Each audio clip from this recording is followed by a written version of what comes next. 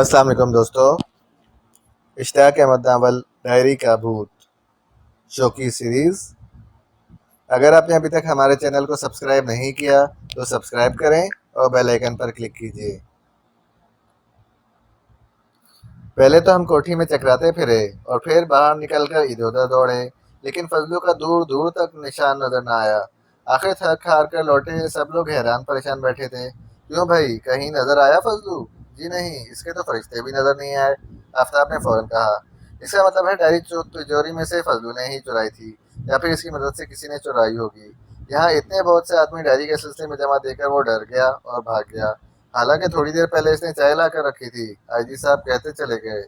इसने कमरे में होने वाली गुफ्तगू से अंदाजा लगा लिया होगा कि इससे भी पूछताछ की जाएगी, लिहाजा वो इस वक्त से पहले ही भाग निकला। एक ऑफिसर ने कहा। हमारे लिए सबसे ज्यादा अफसोसनाक बात यह है कि हम प्रोफेसर सबूरी की डायरी गंवा बैठे हैं। अव्वल तो सबूरी साहब ने गलती की कि शाहिद जिया साहब के पास डायरी रखवा दी।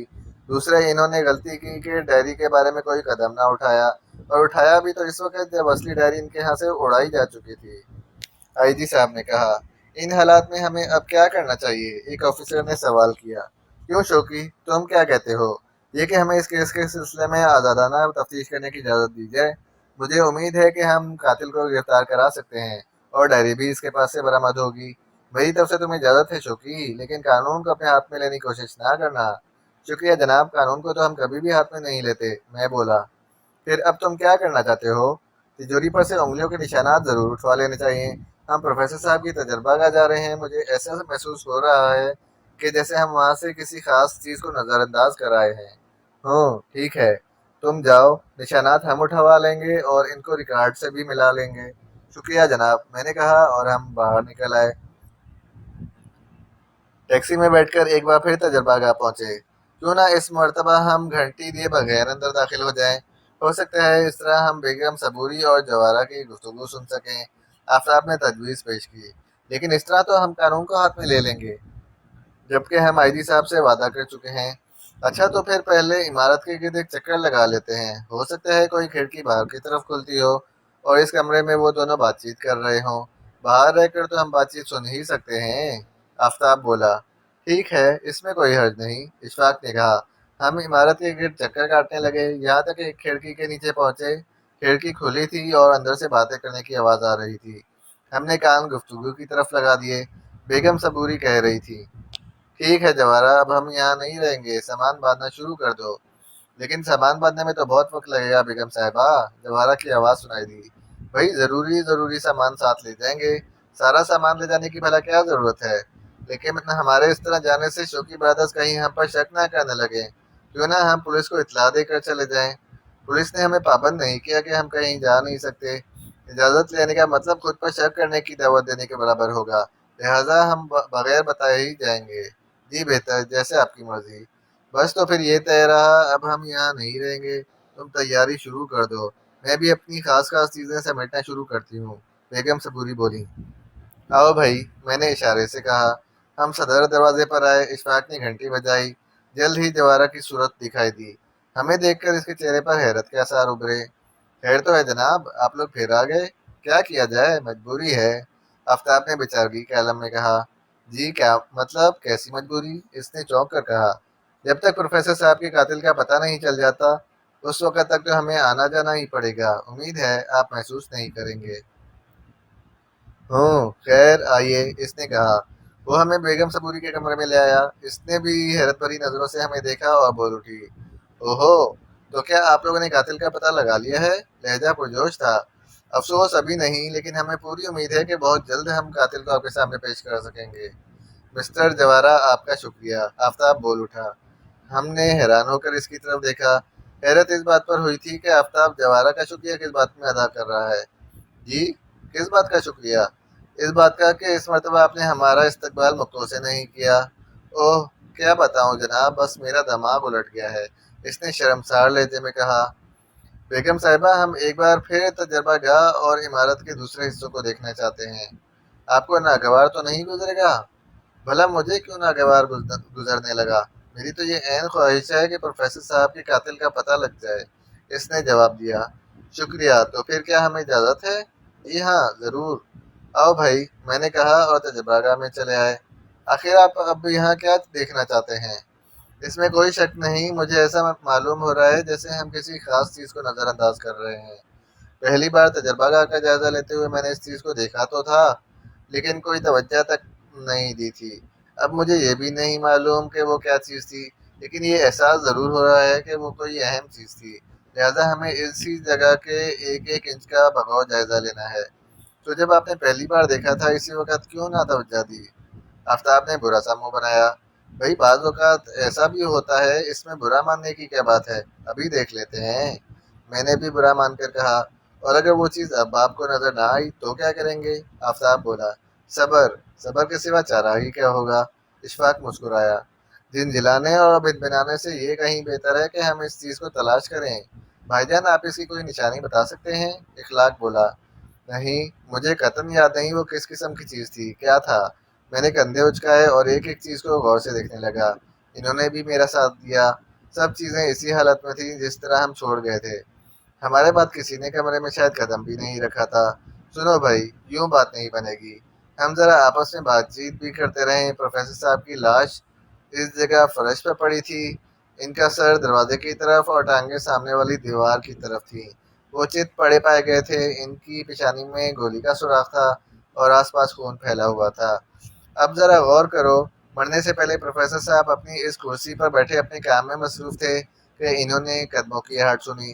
وہ چونک کر مڑے، لیکن انہیں شاید کوئی حیرت نہ ہوئی، کیونکہ قاتل جانا پہچانا تھا۔ اگر قاتل جانا پہچانا نہ ہوتا تو پروفیسر صاحب ضرور گھبرا جاتے اور اس سے الجھ پڑتے، لیکن کمرے میں چونکہ کوئی بے ترتیبی نہیں پائی گئی تھی، اس لیے خیال یہی کیا گیا کہ ان کے اور قاتل کے درمیان کوئی ہاتھا پائی نہیں ہوئی تھی۔ لیکن یہاں سوال یہ پیدا ہوتا ہے کہ اگر پروفیسر صاحب قاتل کی آواز یا قدموں کی آہٹ سن کر اس طرف مڑے تھے اور کرسی سے اٹھ کر کھڑے ہو گئے تھے، تو پھر تو گولی لگنے کی صورت میں ان کا سر دیوار کی طرف اور ٹانگیں دروازے کی طرف ہونی چاہیے تھی۔ لیکن ہمیں جو تفصیلات بتائی گئی ان کے مطابق ان کا سر دروازے کی طرف اور ٹانگیں دیوار کی طرف۔ تب پھر یہ کہا جا سکتا ہے کہ وہ اس وقت کرسی پر نہیں تھے، دروازے کے آس پاس کسی جگہ کھڑے تھے۔ ایسے میں قاتل اندر داخل ہوا، اس کے ہاتھ میں پستول تھا۔ اس نے پروفیسر کو ہاتھ بلند کرنے کا حکم دیا اور خود چل کر کمرے کے اندر تک آ گیا، یعنی سامنے والی دیوار کی طرف، اور پروفیسر سے بولا، پروفیسر وہ ڈائری کہاں ہے جس پر تم نے اپنی تازہ ترین ایجاد لکھ رکھی ہے؟ وہ اب یہاں نہیں، میں نے اسے ایک محفوظ جگہ رکھوا دیا ہے۔ شاید پروفیسر صاحب نے یہی جواب دیا ہوگا۔ بتاؤ ورنہ میں گولی مارتا ہوں، قاتل گرایا۔ میں کہہ چکا ہوں ڈائری یہاں نہیں ہے، پروفیسر نے جواب دیا۔ اچھا یہ بات ہے، تو پھر یہ لو، ڈائری میں خود ہی حاصل کر لوں گا۔ یہ کہہ کے اس نے ٹریگر دبا دیا۔ شاید پستول بے آواز تھا، بے آواز نہ رہا ہوگا تو بھی یہاں گولی چلنے کی آواز سننے والا تھا ہی کون؟ بیگم صبوری کا کہنا ہے وہ نچلی منزل میں گہری نیند سو رہی تھی اور جوارہ اپنے کوارٹر میں، اور ادھر قاتل نے شاید کمرے کا دروازہ بھی بند کر لیا ہوگا۔ بہرحال کسی نے گولی چلنے کا دھماکہ نہیں سنا۔ پروفیسر کے گرنے کے بعد قاتل نے ڈائری کی تلاش شروع کر دی۔ لیکن بھائی جان ڈائری یہاں کہاں تھی؟ وہ تو ان کے دوست شاہد ضیاء کے پاس تھی۔ اشفاق بول اٹھا، اوہ بھائی، قاتل کو تو یہ بات معلوم نہیں تھی، لہٰذا اس نے الماریاں کھول ڈالی، سیف کو بھی دیکھا، لیکن ڈائری کہیں نہ ملی۔ وہ واپس مڑا، لیکن پروفیسر کی ٹانگوں میں الجھ کر گرا اور گرتے گرتے میز کا سہارا لینے کی کوشش کی۔ اس کوشش میں اس کا ہاتھ میز کے ایک کونے پر پڑا، تاہم وہ سنبھل نہ سکا اور گر گیا۔ ادھر آؤ میں تمہیں دکھاؤں میں کس چیز کو نظر انداز کر گیا تھا۔ یہ رہا 3 انگلیوں کا واضح نشان جو گرتے وقت اس نے میز پر ٹکائیں، اور شاید پولیس ان 3 انگلیوں کا نشان نہیں اٹھوا سکی، کیونکہ اسے تو یہ معلوم ہی نہیں تھا کہ قاتل گرا بھی تھا۔ لیکن بھائی جان آپ یہ بات کس طرح کہہ سکتے ہیں کہ قاتل گرا بھی تھا؟ یہاں تو ایسے کوئی آثار نہیں ہے۔ بس میں کہہ سکتا ہوں، تم فوراً فنگر پرنٹ والوں کو فون کرو۔ اوہ نہیں، بھلا وہ ہمارے کہنے پر کیوں آنے لگے؟ ہم کون ہوتے ہیں انہیں بلانے والے؟ ہاں تم آئی جی صاحب کو فون کرو، وہ ان لوگوں کو بھیج دیں گے، میں نے جلدی جلدی کہا۔ اشفاق، اخلاق اور آفتاب کا ہمارے حیرت کے برا حال تھا۔ وہ آنکھیں پھاڑے پھاڑے میز کے کونے کو دیکھ رہے تھے۔ وہاں واقعی 3 انگلیوں کا بالکل صاف نشان موجود تھا۔ اگرچہ واردات 1 ماہ پہلے ہوئی تھی، لیکن کمرہ چونکہ بند رہا تھا اور کمرے کی کسی چیز کو چھیڑا نہیں گیا تھا، اس لیے نشان اب تک محفوظ تھا۔ آفتاب آئی جی صاحب کو فون کرنے لگا۔ اس نے شاہد کی کوٹھی کے نمبر ڈائل کیے تھے۔ ہیلو انکل، میں آفتاب بول رہا ہوں۔ اوہ آفتاب، سناؤ، کیا کوئی خاص بات معلوم کر لی ہے؟ جی ہاں، خیال تو یہی ہے۔ فنگر پرنٹ والے یہاں پہنچ چکے ہوں گے؟ ہاں، کیوں، کیا بات ہے؟ جب وہ یہاں سے فارغ ہو جائیں تو انہیں تجربہ گاہ کی طرف بھیج دیجیے گا، یہاں سے بھی نشانات اٹھوانے ہیں۔ وہ فارغ ہو چکے ہیں، لہٰذا میں بھیج رہا ہوں۔ شکریہ انکل، آفتاب نے کہا اور پھر ریسیور رکھ کر ہماری طرف مڑا۔ لیجیے، فنگر پرنٹ والے تو آ رہے ہیں۔ آدھے گھنٹے بعد عملہ پہنچ گیا۔ انہوں نے میز کے کونے کے نشانات اٹھا لیے۔ ان نشانات کی اور تجوری پر پائے جانے والے نشانات کی تصاویر ہمیں جلد از جلد چاہیے، میں نے کہا۔ ٹھیک ہے، مل جائیں گی۔ ہم تجربہ گاہ سے نکلے۔ نچلی منزل میں بیگم صبوری اور جواہرہ حیرت زدہ سے کھڑے تھے۔ آخر یہ کیا ہو رہا ہے؟ یہ کون لوگ ہیں؟ بیگم صبوری بولی۔ ان کا تعلق فنگر پرنٹ سیکشن سے ہے، لیکن نشانات تو پہلے ہی اٹھائے جا چکے تھے۔ جی ہاں، ایک چھوٹی سی جگہ کے رہ گئے تھے، وہ اب اٹھا لیے گئے ہیں، میں بولا۔ انہیں حیران اور پریشان چھوڑ کر ہم باہر نکل آئے۔ ایک پبلک فون بوتھ سے میں نے انکل کاشان کو فون کیا، ان سے ایک درخواست کی اور پھر ہم اپنے دفتر میں آ گئے۔ 2 گھنٹے بعد نشانات کی تصاویر مل گئیں۔ تجوری پر کسی اور کے نشانات نہیں ملے تھے، صرف شاہد ضیاء کے نشانات موجود تھے، اور ظاہر ہے وہ تجوری اس کی تھی تو اس کے نشانات تو تجوری پر ملنے ہی تھے۔ میں نے دوسرے نشانات کو بغور دیکھا اور پھر ان سے بولا، میرا خیال ہے قاتل اب فرار ہونے کی کوشش میں مصروف ہوگا، لیکن ہم اسے فرار نہیں ہونے دیں گے، لہٰذا آؤ چلیں۔ کیا مطلب؟ آؤ چلیں؟ اشفاق نے حیران ہو کر کہا۔ ہاں، آؤ چلے کا مطلب آؤ چلے ہی ہوتا ہے، میں نے مسکرا کر کہا اور اٹھ کھڑا ہوا۔ تینوں نے حیرت زدہ انداز میں میرا ساتھ دیا اور باہر نکل آئے۔